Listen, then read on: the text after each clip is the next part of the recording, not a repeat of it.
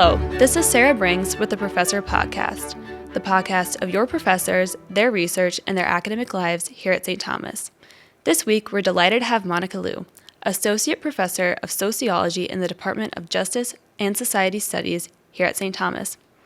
Welcome, Professor Liu. Hello, Sarah. Thanks for having me here. So to begin, could you tell us about your background and how that eventually led to today's topic, which is the mail-order bride industry in China? Sure.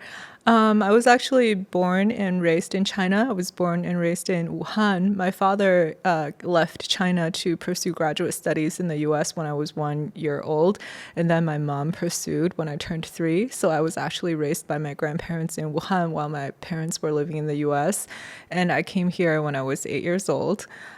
So growing up around a large ethnic and immigrant community, I feel like I witnessed and saw a lot of my mom's friends marrying Western men, especially some of her friends were previously married and then divorced. So I had a little bit of exposure to this topic when I was really young. And then I studied business in undergrad, so I never thought I would be a researcher conducting research on this topic. But after graduating from the University of Washington out in Seattle with a BA in business, I thought about going to law school, but eventually decided to pursue a PhD in sociology, which is what my father had actually done. And then I thought about going into the program with the intention of studying economic sociology, because I had that business background. But during my first semester in graduate school, I actually got a phone call from my father, and it turns out that we have a longtime family friend. She was in her 50s at the time, and she had met an American man who was going to fly to China to meet her, and I think she was feeling a little bit uneasy because she didn't speak English. She had never been in intimate contact with a Western man, and she wanted some dating advice. So she asked my father, and my father said, "You're better off talking to my daughter because I really don't know much about dating Western men." So I got in touch with this family friend. I think I was around 24 at the time, and I learned all about this dating company in China she had joined that specifically provided service to middle-aged divorced women in China and Western men, and they would arrange for the men to meet the women in person in China. So I became so fascinated by that, and she told me that that I could go and check out the dating agency if I wanted to, and I was going to visit my grandparents in China that summer anyway, so I was so excited, and I got to the dating agency, and when I got there, I learned that the owner and the managers at the agency, they were my uncle's old office mate. So they said, well, you have English skills, you understand the West, maybe you can come and help our clients, and we're happy to have you here as a researcher. So it kind of fell in my lap. I never imagined myself to be doing this research, but it was so fascinating, and I shifted gears from doing economic sociology to be a researcher of gender, immigration, and globalization. Interesting. And for the most part, what did your research primarily look like? My research involved a lot of international travel. So during the first few summers while I was a graduate student, I would get funding from my university to travel to China and actually to live there. So I got a hotel near the dating agencies, and then every day I would go to the dating agency on site because they have translators that translate the email exchanges between the Chinese women and the Western men. And this is where I would meet a lot of the women as well who come in to communicate with the translators that are writing these emails for them. And then when the men fly to China to visit the women, the men, they actually go through the agency as well. Sometimes they'll even, hire their translator to go with them when they go shopping with the women or go out to eat, and the dating agencies also arrange for their hotels and all of that. So by going to this agency and also volunteering to teach English for them on the weekends, I was able to meet these people. And then as I got to know the women and they volunteered to be part of my study, right? Sometimes I would actually tag along with the couples as a third wheel. We would go out to eat when the men come to China and go on dates. A lot of the women who later became friends with me, they would go out with me. We would go out to eat. We would go shopping like girlfriends. Sometimes I would even go on trips with these people. Let's say if a foreigner came to China and he went on a trip somewhere with the lady and they wanted me to come along, I would tag along. So my research, a lot of the data I collected is from this kind of participant observation, meaning observing people in their natural setting, and also a lot of interviews and a lot of time in and outside the office. How do Chinese women perceive themselves within a larger society, and how would they define feminism? This is a great question. I think it has changed a lot throughout history. So historically, if we look back to 100, 200 years ago, or even long before that, women have always taken on a traditional role of wife and mother in the home. So China has historically been mostly a patriarchal society and largely agrarian. Men worked on farms outside the home, and women did homemaking and raising children. So in China, there's a saying called 三从四德, means that women should obey and follow the moralities for being a woman by obeying her husband. So there's this idea that women should obey her father when she's growing up, and then she should obey her husband after she marries, and eventually she needs to obey and listen to the eldest son in the family. So that was the historical role women played and how they saw themselves.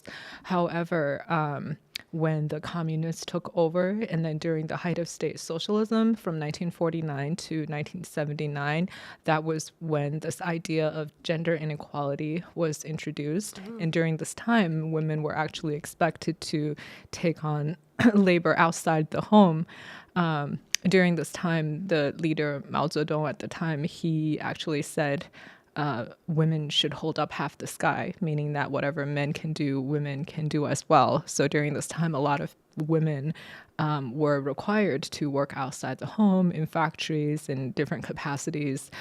But the ironic thing is that during this period, women actually were still expected to pick up much of the domestic labor at home despite working outside the home. So they were seen They during this time, they were under what is called the double burden of having to work both outside and inside the home, which a lot of women actually during this time felt was was restrictive and unfair. So after the height of state socialism, after China reformed and went through its reform in marketization and globalization and opening up in 1979, there is more backlash against this women hold up half the sky idea. And then a lot of traditional gender norms and values that were done away with during the height of state socialism came back. So there's a reversal, right, toward more traditional gender roles and ideologies in the post-reform era. However, the interesting thing is that there's still a lot of gender inequality in the post-reform era, most notably during this time. There was a very quick emergence of a small group of men who became capitalists and retained a lot of wealth. At the same time, women in general actually lost a lot of employment opportunities. For example, in factories, there were a lot of layoffs, and then women were disproportionately laid off more so than men. In the workplace, there's rising gender inequality where women were starting to get paid less than men.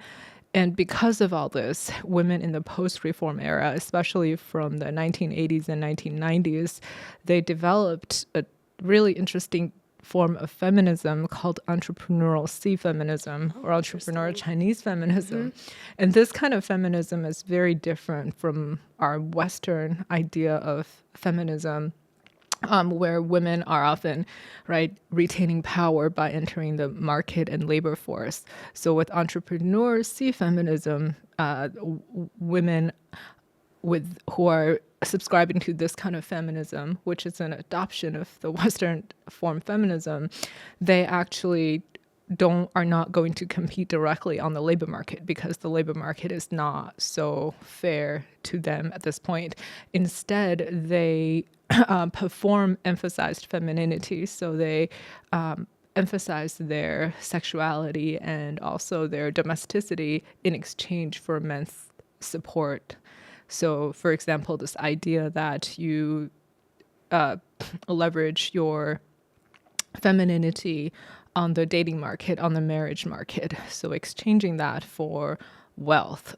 Sometimes women would, for example, become mistresses to a wealthy married man and in exchange receive financial support that way. So for some women, this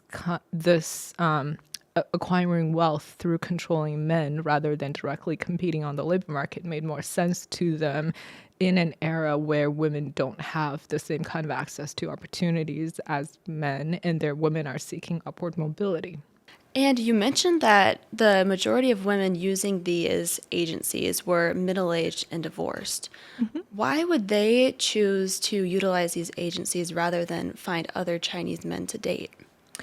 Well, the reality of the situation in China today is that there's increasing emphasis on feminine youth. So women in their 20s have a lot of dating options, but as some of the audience may have heard that in China, there's the phenomenon of leftover women. This was cited a lot in the New York Times. So women in China today are considered leftover as young as age 27. And in particular, for middle-aged divorced women with children, they're seen as women with baggage, in particular if the woman has a son, because in China, parents are expected to provide for their children even after they graduate from college. And one of the expectations is to purchase a home for the son, or at least pay for the down payment so that he is seen as marriageable on the marriage market. So women with children, older women, right, they are oftentimes seen as women with baggage and unmarriageable. And this impacts the women in two ways. For some of the women who are middle-aged, divorced, and financially successful, they're looking to marry a man of similar socioeconomic status as themselves, and they're finding that in China, those men are primarily interested in women in their 20s. And then for the older women, some of them who are financially struggling, some of them were former factory workers and got laid off as China transitioned from a socialist to a capitalist economy. These women were displaced from their former state-owned enterprise jobs and were forced into the contingent labor market where they worked as nannies or as domestic workers or street vendors. They faced a lot of economic insecurity as well, and they see marrying a Western man as a path toward upward mobility, especially because they no longer have state-provided social security or medical insurance. And then the third reason is children. For many women, they feel that the Chinese educational system, which emphasized standardized exams and a lot of heavy schoolwork, it's very stressful for their children, but they may not be able to afford sending their children for an education in the West on their own. And they see marriage migration as a path for a better livelihood for their children. But on the other hand, for younger Chinese women, they feel that they have a lot of men to choose from. They feel they're desirable on the local marriage market. And they also feel that in China, there's great economic opportunities for young people. So they have no incentive to leave. For the women that choose to use these agencies for those reasons, is it looked down upon at all for them to seek that option? Or is it seen as a acceptable and viable option for them? I think this is very much a case-by-case type of situation. I've met some women who keep it a total secret from their family and their friends. They've had brothers or fathers who have told them that they are betraying their country and their heritage by running off with a Western man and rejecting Chinese men. So I've seen that. I've seen some women who take pride in having a foreign spouse. So I remember there was one woman who, I think she was in her 40s, and she dated a man who was slightly younger than her, and everybody at the dating agency felt felt that he was exceptionally physically attractive. So whenever she would go out shopping with him, a lot of the women who would work at the department stores would tell her that she's a lucky woman and be still attracted by her husband, and she would take a lot of pride in that, and she saw him as a source that she could show off. For some women, it's more of a neutral situation where they feel that they just can't find someone in China, so this is an alternative option. So I've seen a range of responses. So I think in China, for most people, it may or may not carry a stigma, or it may be seen as a positive thing, depending on your personal views, identities, and life experiences. Was any option like this available before the rise in technology that allowed people to online date, or was this mainly a phenomenon that began when we were able to use the internet in order to get that cross-national, cross-cultural communication between people overseas? Historically, there is the so-called mail order bride practice, and this dates back to the 1800s, within the context of the U.S., when there were men who were on the western frontier who moved to the west from the East Coast to engage in labor, and they would actually post ads in the newspaper to attract women who were back east for marriage. So we have some of those origins. And then historically, in earlier days, there were these so-called magazine catalogs where Eastern European brides would be featured, and then Western men would contact them, and they would exchange letters. And if all that goes well, the women will immigrate to the West to marry the men. So that's been in existence in the case of China historically. Between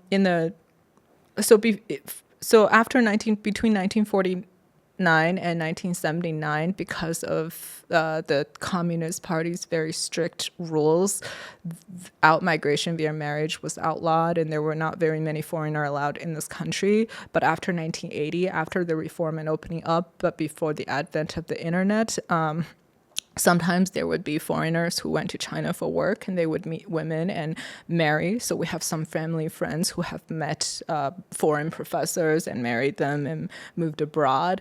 But I think from the 1980s until the advent of the internet, right, East-West cross-border marriage was more common for Chinese locals and Chinese Americans who maybe immigrated to the U.S. from China, and then through their family connections, they would find a bride back in their home country.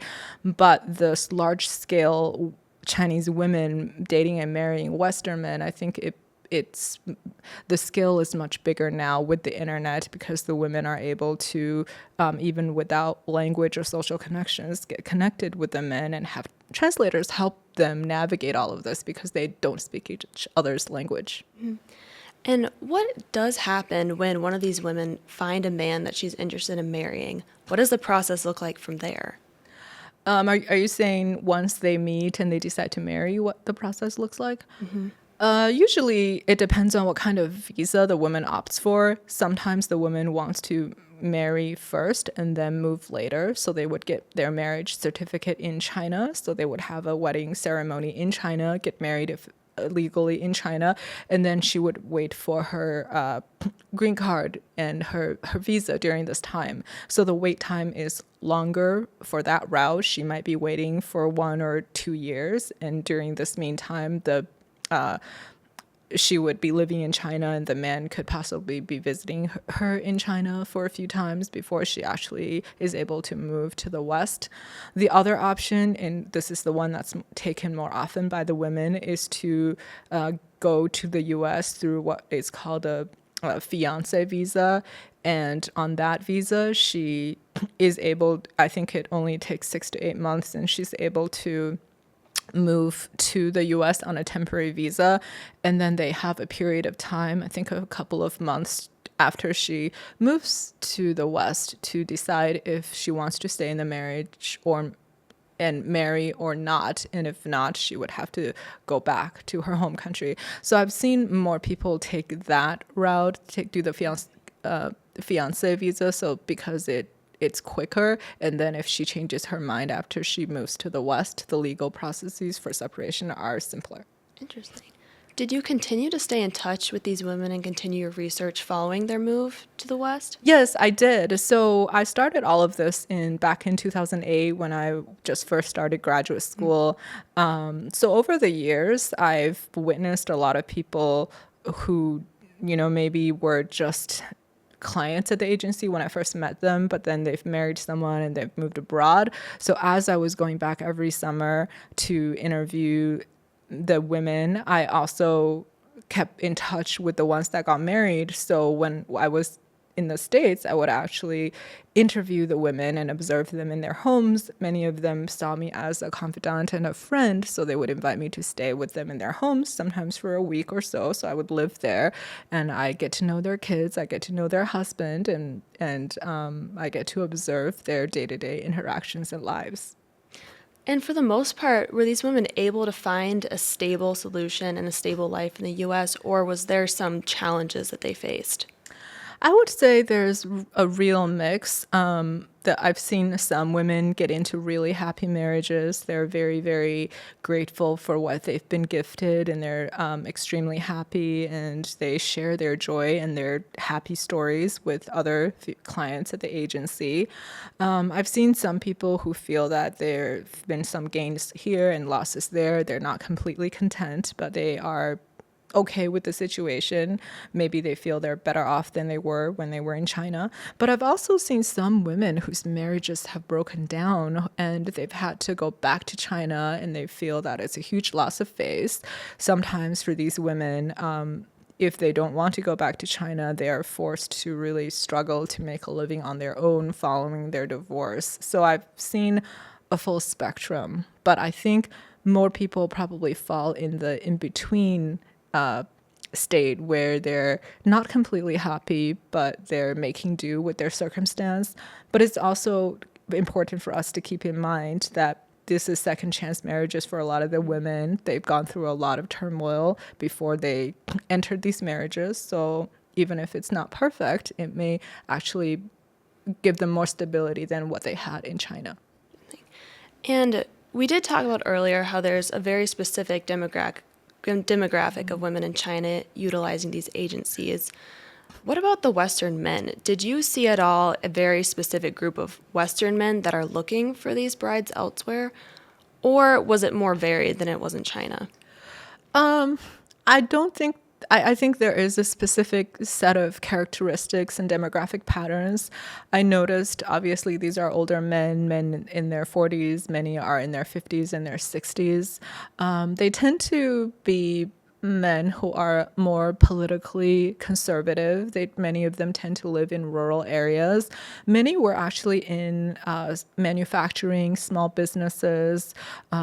They were working in fields that have been in decline in the era of globalization. So they feel they've been displaced by the economy. Some were small business owners who are currently financially stable, but they feel that their social economic status has also declined compared with the past, given the corporatization of America.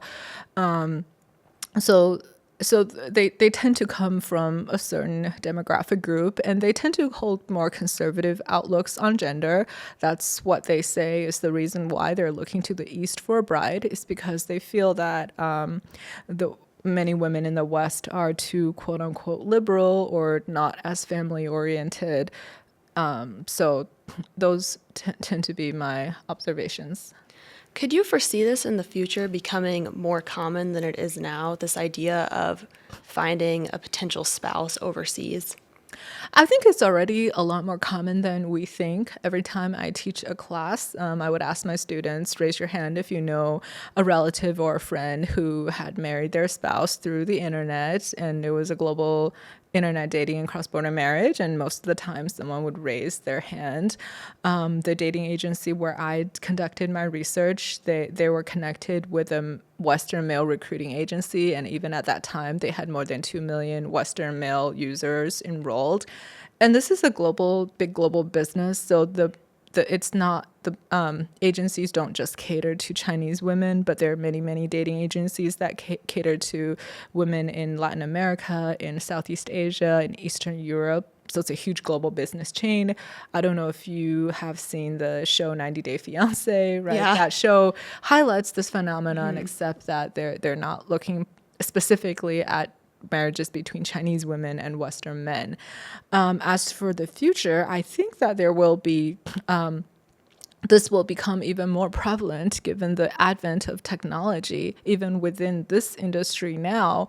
Back when I did the research, there was heavy reliance on translators to translate the couple's email exchanges, right? But when I went back to the dating agency in 2019, right before the outbreak of COVID, they were telling me that now the couples can communicate on their own using translation software on their phones, so they're less reliant on the translators, and the dating agencies are providing more dating advice and consultation. So in the future, as technology becomes more like with AI, I think technological advances will become even more precise and translation will be easier. And given the availability of travel and transportation, I do think that people will look for opportunities to date outside their immediate geographical social circles or even their countries.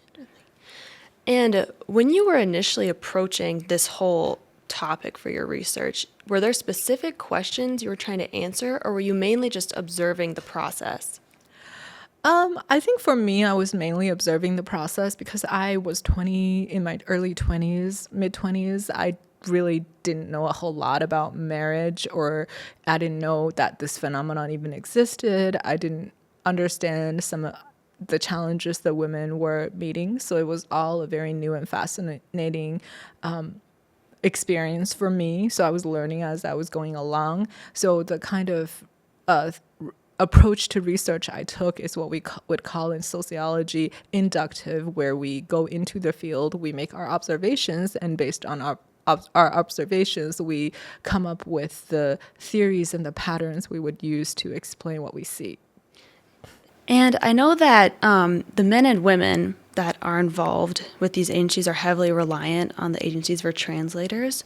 So what happened after a woman got married and then moved to the United States with the language barriers? A lot of people will use online translators. So back when I did this research a number of years ago, they would rely on Google Translator, and then later the translation, the chat software they had would have automatic translation installed.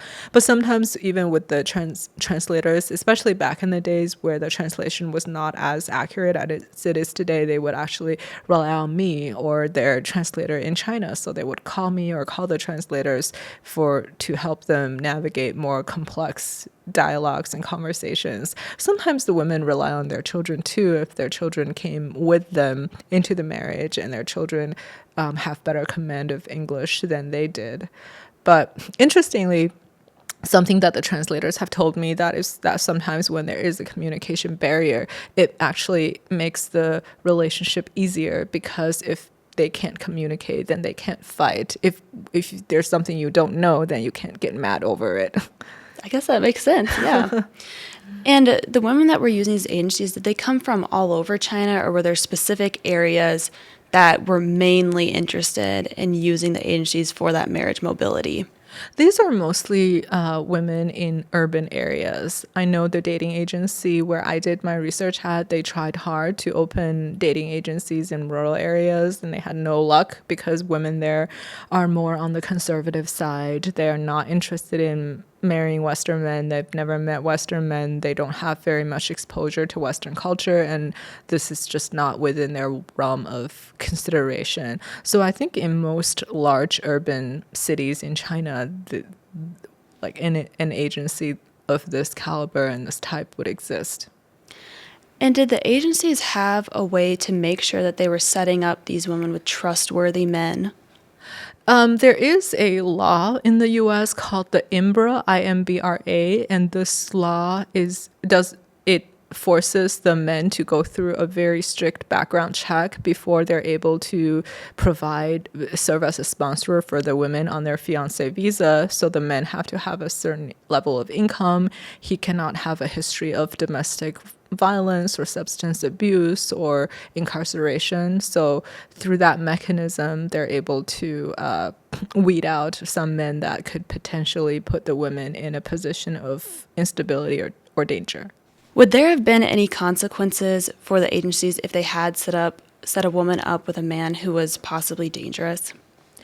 There was not really a direct consequence on the agency, as in if they violated any American laws, because this is a background check that the American government does during the visa application process. However, if the woman feels that the agency is setting them up with swindlers, they can file for some kind of case in China and sue their dating agency for setting them up with irresponsible men, and it would depend on how the Chinese government would act. The interesting thing here is that matchmaking for cross-border marriage in China is officially illegal. So the dating agencies, they register themselves as translation agencies, and the governments do know that they exist. It's just that the governments will let this go unless somebody sues the company, and then the government will examine the situation, and if they feel that this brings up too much social unrest or turmoil, they can shut down the agency and just say your existence is not legal. So what I've observed is that the dating agencies are actually very, very cautious to make sure that they're matching women with men who are unreliable. I've seen men who come to China and they treat this experience as a sex tour, and whenever the women reported, right, the dating agency managers would tell the women, this person feels suspicious, he does not feel sincere, do not continue seeing him, do not marry him, because they are aware of the consequences of that. Is that kind of a common practice in China, where if there is a business that could potentially be illegal or use loopholes in order to get around being illegal, but still possibly could get in trouble with the government, does the government, for the most part, leave it alone if it isn't directly causing social unrest?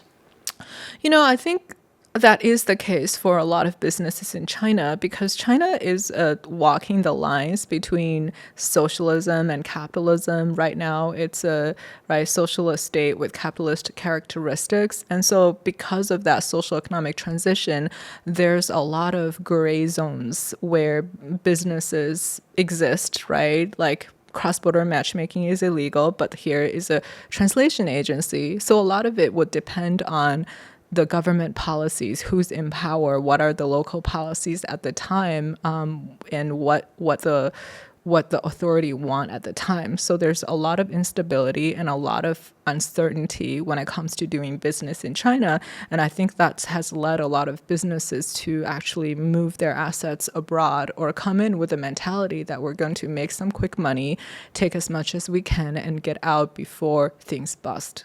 Did you ever observe anyone get in trouble with the Chinese government within the marriage agencies industry? I remember the first year when I was there, I had heard from the dating agencies where I did my research that a sister agency, well, not a sister agency, but like a similar agency in the same city, had just been shut down by the government because they charged astronomical prices. I think they were charging something like 3 or 4 times the amount that my dating agency was charging, and then the women eventually didn't end up finding a man, and the women became frustrated and sued the company for fraud, and the government came in and just shut them down. And that's why the dating agency where I did my research, they don't charge nearly as much. They charge much lower fee so that the women do not get agitated if they come and they pay and they don't find a husband. Sometimes the agency will even offer a refund if the woman comes and never gets to meet a man. And I'm just curious, through observing all of this and seeing how these processes played out, did that impact your own personal views and ideas of marriage? I think it's gotten me to think about marriage in a more pragmatic light. So not thinking of just the romance and the passion and the heat of the moment, but realize that marriage comes with a lot of practical considerations. So sometimes I see a couple, they may be very much in love with each other, but not being able to communicate becomes a real barrier. Or if everything is really perfect, but the child that the woman brings to the home, right, has trouble getting along with the man's children, or simply waiting for a visa and having that drag out for 2 years. And in the meantime, because they're not able to see each other, one of them meets somebody else. So I think it's given me a more grounded view on the practicalities of marriage and the kinds of considerations that we need to give beyond just the romance and the passion. And I think that with distance and all the logistical issues and cultural differences involved in these kinds of marriages, I'm able to see that in a more clear way. And what are you looking towards for future research? So I've finished this project. I've written articles, and I have a book out. It's called Seeking Western Men, Email Order Brides Under China's Global Rise, published in 2023 by Stanford University Press. And for my next project, I'm still very much interested in gender and race. So I'm looking at workplace dynamics within the context of the U.S., specifically looking at Asian women faculty in higher education and their lack of representation in leadership roles and why that may be the case. Currently, I'm working as a principal investigator with a team of other professors, and we're handing out a survey to survey Asian women faculty across the U.S. to see what their experience has been like. So our hypothesis is that one part of this could be caused by issues with self-identity. If you grow up as an Asian woman and you're told that your role is more in the household and you are you play a more domesticated role and you're not fit for leadership, that could potentially impact your self-identity and how you see yourself as a leader, and it might dissuade you in some cases. And the other theory that we're thinking about is institutional barriers. Possibly there's not enough mentorship, not enough support, not enough role models within the workplace that would make this a viable path for Asian women. So we're not sure if it's one or the other or some combination of both, and that's why right now we are doing the survey. And then after we collect the survey results, we plan to do some follow-up interviews with the women. So I am in the middle of that. It sounds really interesting. It sounds like we have a lot to look forward to. Thank you so much for joining us, Professor Liu. Thank you, Sarah. I greatly enjoyed the conversations. Glad to have this opportunity. To learn more about her work, you can find her on the St. Paul campus of the University of St. Thomas. The Professor Podcast is brought to you by the St. Thomas Libraries. I'm your host, Sarah Brings. The producers and library staff are Mary Davidson and Andrea Kepi. Thank you so much for our guests and to you, our listeners.